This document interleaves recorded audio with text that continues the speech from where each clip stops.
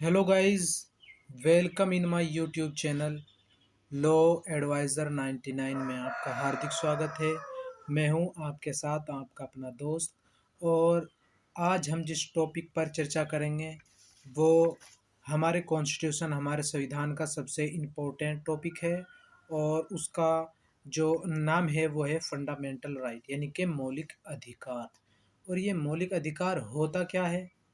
यानी कि एक तरीके से ये कह लिया जाए कि जो हमारे संविधान ने, हमारे कॉन्स्टिट्यूशन ने हमें लिखित में हमारी एक कानून की किताब के अंदर जो जिसको संविधान कहा जाता है, उसके अंदर जो हमें अधिकार दिए हैं, जिन जिन तरीके से हम अपने अधिकारों का मतलब कौन कौन से में हैं जिनसे हम अपने अधिकारों की मांग कर सकते हैं और दूसरों के लिए वो प्रतिबंधित हैं। अगर उनका कोई हनन होता है या उनको कोई हमसे छीनने की कोशिश करता है तो हम सीधे सुप्रीम कोर्ट में जाकर खड़े हो सकते हैं। उनको कहा जाता है मौलिक अधिकार।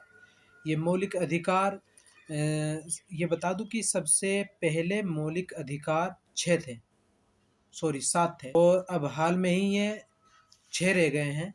7वां जो मौलिक अधिकार था, यानी कि संपत्ति का मौलिक अधिकार, उसको हटा दिया गया, उसको अब एक कानूनी अधिकार बना दिया गया। और 7वां मौलिक अधिकार 44वें संविधान संशोधन 1978 में इसको हटा दिया गया था। अब ये एक मौलिक अधिकार नहीं रह गया है। और हाल ही में जो अनुच्छेद 12 से 35 तक मौलिक अधिकार हैं और इनको मौलिक अधिकार की श्रेणी में रखा गया है। मौलिक अधिकार अमेरिका से लिए गए हैं। जब हमारा संविधान बनकर तैयार हुआ, हमारा संविधान बनने में 2 साल 11 महीने और 18 दिन का समय लगा। तो अब ये समय इसीलिए लगा कि संविधान के अंदर लिखने के लिए जो चीज़ें थी उनको कुछ चीज़ें हमने मतलब विदेशों से ली। इसी में आता है मूल अधिकार या मौलिक अधिकार। इनको लिया गया है अमेरिका से, अमेरिका का जो संविधान है उससे इनको लिया गया है। और भाग 3 के अंदर मौलिक अधिकारों को रखा गया है।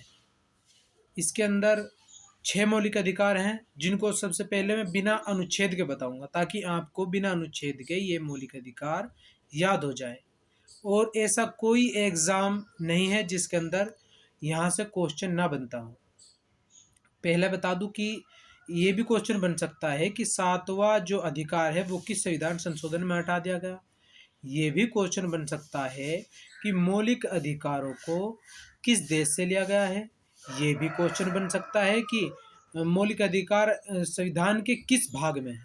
और इस तरीके के जो क्वेश्चन बनते हैं वो यहीं से बनते हैं। रट्टाफिकेशन करने की कोई ज़रूरत नहीं है। और बस आप एक बार मेरी इस वीडियो को थोड़ा ध्यान के साथ सुन लें, इसी में ये क्वेश्चन आपके क्लियर हो जाएंगे। 6 मौलिक अधिकारों में सबसे पहला जो मौलिक अधिकार है वो है समता या समानता का अधिकार। दूसरा मौलिक अधिकार है वो है स्वतंत्रता का अधिकार। और तीसरा जो मौलिक अधिकार है वो है शोषण का अधिकार। और चौथा मौलिक अधिकार है धर्म की स्वतंत्रता का अधिकार। पांचवा अधिकार है संस्कृति और शिक्षा से संबंधी अधिकार। और छठा जो अधिकार है वो सबसे इम्पोर्टेंट है और वही इन सब का एक तरीके से बॉडीगार्ड है। उसको कहा जाता है संवैधानिक उपचारों का अधिकार। यानी कि अगर इन में किसी भी अधिकार का कोई हनन होता है तो हम सीधे सुप्रीम कोर्ट की शरण ले सकते हैं। अब सुप्रीम कोर्ट इनकी रक्षा करता है।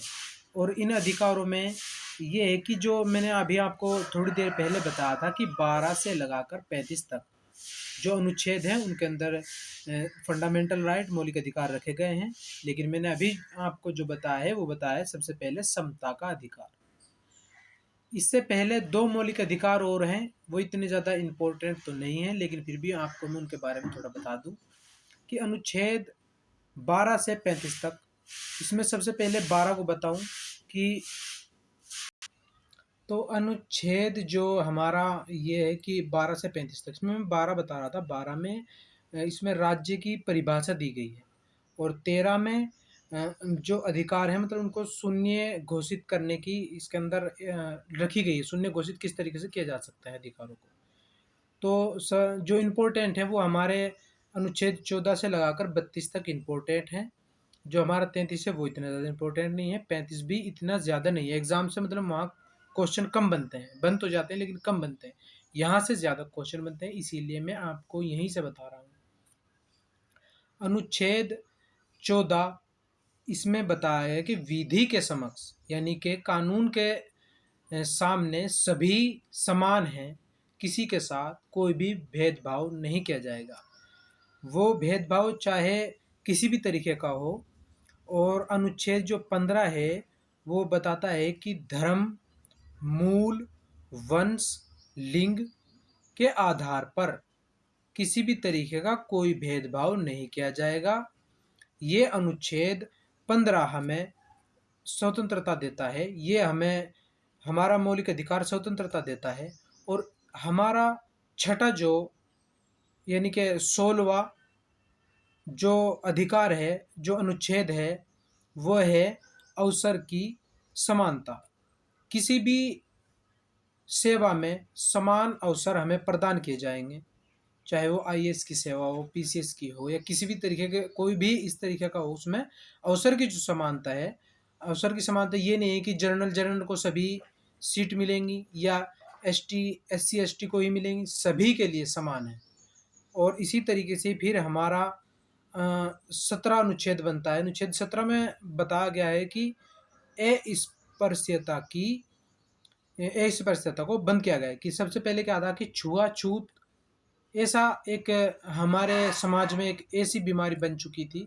इसके आधार पर लोग एक दूसरे से नफरत करते थे, एक दूसरे को अपने पास बैठने नहीं देते थे। जो उच्च उच्च श्रेणी के लोग थे, जो अपने आप को मतलब आज जर्नल में आते हैं वो लोग, और उन्हें ये चाहते थे कि कोई नीची जाति का जो शूद्र है या वैश्य है, इन लोगों को अपने पास नहीं लगने देता था। अगर इन्होंने कुआं छू लिया, कुएं से पानी भर लिया, किसी सार्वजनिक जगह पर जाकर बैठ गए, तो उस जगह को मतलब एक तरीके से अछूत समझा जाता था। तो उसका अंत करने के लिए संविधान में इस चीज को भी डाला गया है। तो अनुच्छेद 17 इन्हीं का अंत करता है। अनुच्छेद 18 ये उपाधियों का अंत करता है कि सबसे पहले मतलब बड़े बड़े लोगों को उपाधि दी जाती है, तो उन उपाधियों का अंत कर दिया गया। क्योंकि हम एक लोकतांत्रिक देश में रहते हैं और यहाँ पर जो हमारा मतलब सभी अधिकार चलते हैं, या यहाँ की जो कानून व्यवस्था चलती है वो संविधान के हिसाब से चलती है। और संविधान का जो संरक्षक है और अधिकार का जो संरक्षक है वो संसद और हमारा सुप्रीम कोर्ट है। तो अब मैंने आपको ये थोड़े से मौलिक अधिकार बताए हैं और मैं इनको अपनी अगली क्लास में आपको विस्तृत तौर पर बताऊंगा, विस्तृत तरीके से इनको मैं खोल करके बताऊंगा। और आपको सिर्फ इतना करना है कि मेरी बातों को ध्यान से सुनना है और आपके ये मौलिक अधिकार उंगलियों पर रट जाएंगे, इसकी मैं गारंटी लेता हूँ। और कोई भी क्वेश्चन किसी भी तरीके से छूट नहीं पाएगा। हर तरीके से आपको मैं वो क्वेश्चन आपके माइंड में सेट करा दूंगा जहाँ जहाँ से क्वेश्चन बनते हैं। बने रहिए हमारी क्लास लॉ एडवाइज़र 99 के साथ।